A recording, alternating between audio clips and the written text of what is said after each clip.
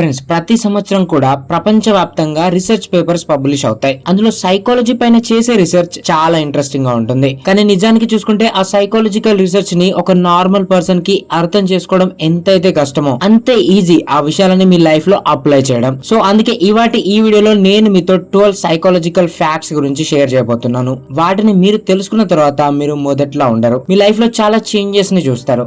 So number 1, dunning Kruger effect. 1999 లో ఇద్దరు psychologist ఏం డిస్కవర్ చేశారంటే ప్రతి ఇంటెలిజెంట్ పర్సన్ కూడా వాళ్ళని వాళ్ళు ఒక బిలో యావరేజ్ పర్సన్ లాగా ట్రీట్ చేసుకుంటారు అని. వాళ్ళు ఎప్పుడు కూడా ఎదుటి వారి కన్నా స్మార్ట్ అని చూపించరు, కానీ అదే other side average IQ person మాత్రం దీనికి అపోజిట్ గా చేస్తూ ఉంటారు. వాళ్ళు ఎప్పుడు కూడా ఇలా అనుకుంటూ ఉంటారు, నేను ఎదుటి వారి కన్నా ఎప్పుడు బెటర్ గా ఉండాలి అని. సో అందుకే మీరు ఎప్పుడైతే ఇలాంటి పర్సన్ ని చూస్తారో వాళ్ళు మీకు వాళ్ళ గొప్పలు చెప్తూ వాళ్ళు మీకన్నా బెస్ట్ అని మీకు చూపిస్తూ ఉంటారు. ఇది జస్ట్ డన్నింగ్ క్రూగర్ ఎఫెక్ట్ అని. వాళ్ళు నిజానికి అంత ఇంటెలిజెంట్ కాదు ఎంతైతే మీకు వాళ్ళు చూపిస్తున్నారో. ఎందుకంటే ఒక హైలీ ఇంటెలిజెంట్ పర్సన్ ఎప్పుడు కూడా తన నాలెడ్జ్ తో సాటిస్ఫై అవ్వరు. వాళ్ళు ఎప్పుడు కూడా వాళ్ళ అబిలిటీని డౌట్ చేస్తూ ఉంటారు, నేను ఇంకా బెటర్ గా మారాలి అని ఆలోచిస్తూ ఉంటారు. ఫర్ ఎగ్జాంపుల్, మీరు ఇదైతే చూసే ఉంటారు, మీతో మీ ఫ్రెండ్ ఎగ్జామ్ రోజు ఇలా అంటాడు, నేనైతే ఏం ప్రిపేర్ అవ్వాలా, ఎగ్జామ్ ఎలా రాయాలో అర్థం కావట్లేదు అని. బట్ అదే మీ ఫ్రెండ్ కి మోస్ట్లీ ఎక్కువ మార్క్స్ వస్తాయి. ఇలా ఎందుకంటే వాళ్ళు అనుకుంటారు ఎంతైతే వాళ్ళు చదివారో అది అయినా కూడా తక్కువే అని, ఇంకా ఎక్కువ మార్క్స్ రావాలి అని. సో ఒక ఇంటెలిజెంట్ పర్సన్ ఎప్పుడు కూడా వాళ్ళ ఇంటెలిజెన్స్ ని వాళ్ళ మాటలతో చూపియరు.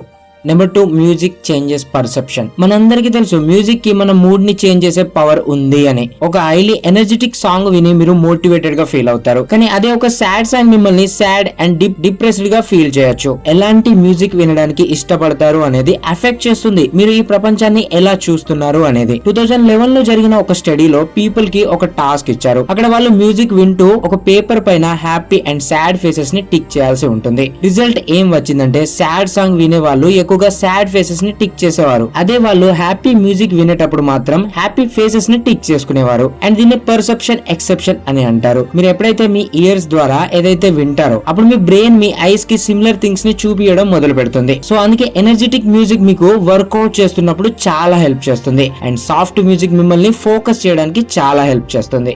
Number 3, singing reduces anxiety. Imagine చేసుకోండి, మీరు మీ కార్ డ్రైవ్ చేస్తూ ఉన్నారు అండ్ మీరు ఆఫీస్ కి వెళ్లి ఒక ఇంపార్టెంట్ ప్రెజెంటేషన్ ని ప్రెజెంట్ చేసేది ఉంది. సో ఇలాంటి సిచ్యువేషన్ లో మీరు నేచురల్ గా నర్వస్ అండ్ యాంగ్జియస్ గా ఫీల్ అవుతారు. సో ఇలాంటి మూమెంట్ లో మిమ్మల్ని మీరు కామ్ గా ఎలా ఉంచుకుంటారు? దీనికోసం సైకాలజీ ఏం చెప్తుందంటే ఇలాంటి సిచ్యువేషన్ లో మీరు మీ ఫేవరెట్ సాంగ్ ని ప్లే చేసుకుని మీరు కూడా సాంగ్ తో పాటు సింగ్ చేయడం స్టార్ట్ చేయండి. అండ్ ఇప్పుడు మీకు వినడానికి సిల్లీగా అనిపించచ్చు, కానీ మీకు తెలుసా సింగింగ్ చేయడం వల్ల మన బ్రెయిన్ నుండి ఎండోర్ఫిన్స్ అండ్ ఆక్సిటోసిన్ రిలీజ్ అవుతాయి. అండ్ అల్టిమేట్లీ ఇవి మీ యాంగ్జైటీని చాలా ఫాస్ట్ గా తక్కువ చేస్తాయి అండ్ మీ మూడ్ ని బెటర్ గా మార్చేస్తాయి. అండ్ దాంతో పాటు ఇది మీ heart rate and cortisol level ని కూడా బ్యాలెన్స్ చేయడానికి చాలా హెల్ప్ చేస్తుంది. దీంతో మీరు కామ్ అండ్ కాన్ఫిడెంట్ గా ఫీల్ అవుతారు. Number 4, power of silence. ఒకవేళ మీరు అనుకుంటే మీ కన్వర్జేషన్ ముందుకు వెళ్తూ ఉండాలి అని, కానీ మీకు అర్థం కావట్లేదు ఇంకా ముందు ఏం మాట్లాడాలో అని. దీనికి అన్నిటికన్నా సింపుల్ సొల్యూషన్ ఏంటంటే మీరు మీ పార్ట్నర్ ని ఏదైనా ఒక క్వశ్చన్ అడగండి అండ్ వాళ్ళు ఆన్సర్ ఇచ్చిన తర్వాత కూడా మీరు ఐ కాంటాక్ట్ మెయింటైన్ చేస్తూ ఉండండి. అండ్ మీ పార్ట్నర్ సైలెన్స్ ని అవాయిడ్ చేయడానికి ఏదో ఒకటి మాట్లాడతారు. స్టడీస్ లో ఇది గమనించారు, ఎప్పుడైతే ఒక పర్సన్ ఓపెన్ అవడానికి స్ట్రగుల్ అవుతారో లేదా వాళ్ళ ఫీలింగ్స్ ని హైడ్ చేస్తే ఈ టైంలో మీరు వాళ్ళ నుండి ఇన్ఫర్మేషన్ ని బయటకు తీసుకురావడానికి జస్ట్ ఒక క్వశ్చన్ అడగండి అండ్ దెన్ సైలెంట్ అయిపోండి. ఎందుకంటే ఏ కన్వర్జేషన్ లో అయినా సైలెన్స్ బాగా అనిపించదు అండ్ దీన్ని అవాయిడ్ చేయడానికి మీ ఎదుటి వారు ఏదో ఒక ఇన్ఫర్మేషన్ ని షేర్ చేస్తారు లేదా మీతో వాళ్ళు క్రాస్ క్వశ్చన్స్ ని అడుగుతారు అండ్ ఇది అల్టిమేట్లీ మీ కన్వర్జేషన్ ని కంటిన్యూ అయ్యేలా చేస్తుంది. Number 5, playing dump. ఒకవేళ మీరు మీ ఎదుటివారి ముందు మంచి ఇంప్రెషన్ ని కావాలి అనుకుంటే అప్పుడు మీరు మాట్లాడేటప్పుడు ఆ టాపిక్ గురించి మాట్లాడండి, అది వాళ్ళకి తెలిసి ఉండాలి అండ్ దాని గురించి వాళ్ళ దగ్గర నేర్చుకోండి. ఫర్ ఎగ్జాంపుల్, మీరు ఒక పర్సన్ ని కలిసారు, అతనికి కార్స్ పైన చాలా ఇంట్రెస్ట్ ఉంది, బట్ ఇక్కడ మీకు కూడా కార్స్ గురించి చాలా తెలిసి ఉండొచ్చు, కానీ మీరు వాళ్ళ ముందు మిమ్మల్ని మీరు తక్కువగా షో చేసుకోండి. ఆ టాపిక్ పైన వాళ్ళకన్నా తక్కువ నాలెడ్జ్ ఉన్నట్టు షో చేయండి అండ్ వాళ్ళని క్వశ్చన్స్ అడగండి. ఇది ఎదుటి వారిని స్మార్ట్ అండ్ కాన్ఫిడెంట్ గా ఫీల్ చేస్తుంది అండ్ దాని వల్ల వాళ్ళు మీతో మాట్లాడడానికి ఇంట్రెస్ట్ ని చూపిస్తారు. ఎందుకంటే వాళ్ళు ఏదైతే చెప్పాలి అనుకుంటున్నారో అది మీరు వినడానికి ఇంట్రెస్ట్ చూపిస్తున్నారు కాబట్టి. అండ్ అది మిమ్మల్ని ఒక లైకబుల్ పర్సన్ లా మార్చేస్తుంది. సో ఇది గుర్తుపెట్టుకోండి, మీరు ఎప్పుడైతే మాట్లాడతారో అప్పుడు మీరు అదే రిపీట్ చేస్తూ మాట్లాడతారు ఏదైతే మీకు ఫస్ట్ నుండి తెలుసో. కానీ అదే మీరు సైలెంట్ గా ఉండి వింటే మీరు ఏదో ఒక న్యూ థింగ్ గురించి నేర్చుకుంటూ ఉంటారు. Number 6 the snack man. మీరు మీ ఫ్రెండ్స్ తో లేదా ఒక పర్సన్ ని కలవడానికి లంచ్ కి వెళ్లారు. అక్కడ మీకు అనిపిస్తుంది సర్కమ్టెన్సెస్ చేంజ్ అవబోతుంది అని, అంటే మీ ముందు ఏదో ఒక గొడవ అవబోతుంది అని మీకు అనిపిస్తే అప్పుడు మీరు ఆ సిచ్యువేషన్ ని అవాయిడ్ చేయడానికి మీ ముందున్న ఫుడ్ ని తినడం మొదలు పెట్టండి. ఎందుకంటే అకార్డింగ్ టు సైకాలజీ ఈటింగ్ ఒక కామింగ్ యాక్టివిటీ. ఎప్పుడైతే మీరు తింటూ ఉంటారో అప్పుడు మీ ఎదుటి వారు కంఫర్టబుల్ గా ఫీల్ అవుతారు. సో అందుకే మీకు ఎప్పుడు అనిపించినా లేదా మీరు ఏదైనా ఆర్గ్యుమెంట్స్ మధ్యలో ఇరుక్కుపోయినా అప్పుడు మీరు ఆ పర్సన్ దగ్గరికి వెళ్ళండి అండ్ వాళ్ళని ఏదైనా తినడానికి ఆఫర్ చేయండి. ఇలాంటి టైంలో ఒక సింపుల్ చాక్లెట్ కూడా మీ రిలేషన్షిప్ ని కోల్పోకుండా చాలా హెల్ప్ చేస్తుంది. నెంబర్ 7 ఫార్మింగ్ ఆ హ్యాబిట్. మీరు ఎప్పుడైనా ఆలోచించారా ఒక హ్యాబిట్ ఫార్మ్ అవడానికి ఎంత టైం పడుతుంది అని? మొదట్లో అయితే ఇలా అనేవారు, ఏ హ్యాబిట్ అయినా ఫార్మ్ చేసుకోవడానికి లేదా బ్రేక్ చేయడానికి ఆల్మోస్ట్ 21 డేస్ పడుతుంది అని. కానీ ఒక న్యూ సైకాలజీ రీసెర్చ్ ప్రకారం ఏ హ్యాబిట్ అయినా బిల్డ్ చేసుకోవడానికి ఆల్మోస్ట్ 66 డేస్ పడుతుందంట. అందుకే చాలా మంది 21 డేస్ తర్వాత ఒక హ్యాబిట్ బిల్డ్ అవుతుంది అని స్టార్ట్ చేస్తారు, కానీ వాళ్ళు 22nd డే ఫెయిల్ అయిపోతారు. అప్పుడు వాళ్ళు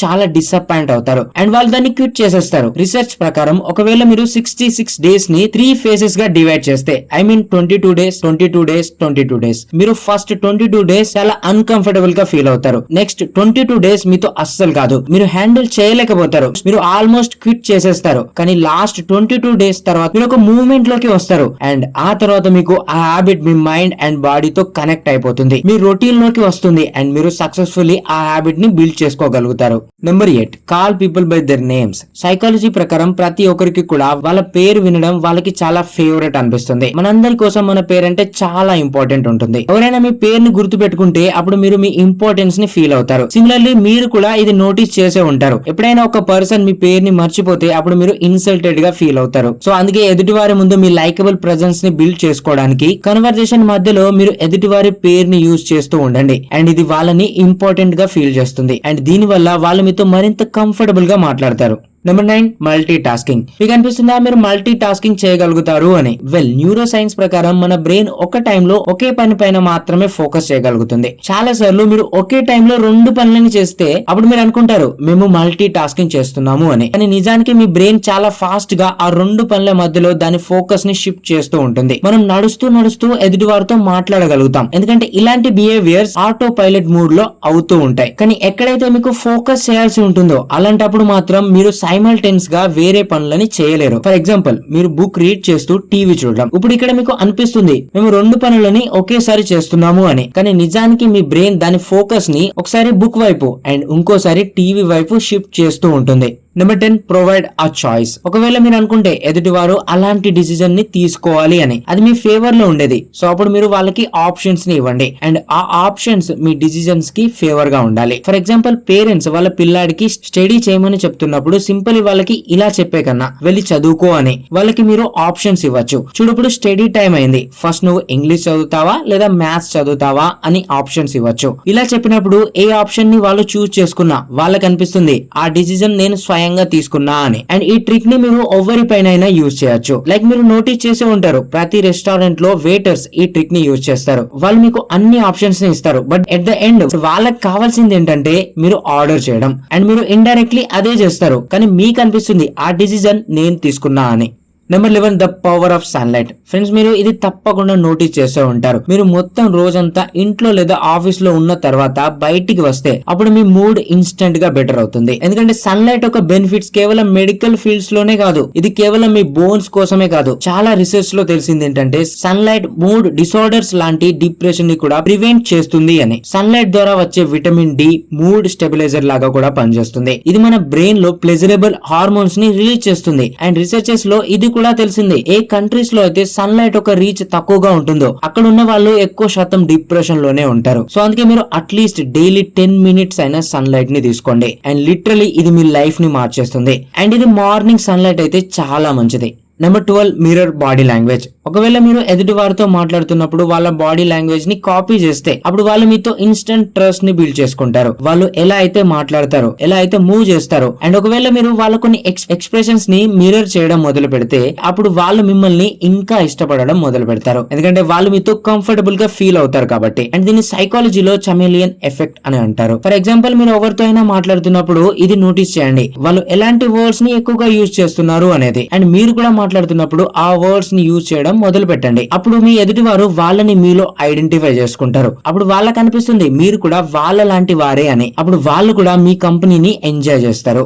ఒకవేళ మీకు ఈ వీడియో నచ్చితే ఈ వీడియోని లైక్ చేసి ఛానల్ ని సబ్స్క్రైబ్ చేసి ఈ ఛానల్ గ్రో అవడానికి హెల్ప్ చేయండి. అండ్ బెల్ నోటిఫికేషన్ ని కూడా ఆన్ లో పెట్టుకోండి. దానివల్ల మన ఛానల్లో వచ్చే ప్రతి వీడియో ఒక నోటిఫికేషన్ అందరికన్నా ముందు మీకే వస్తుంది. Thank you for watching.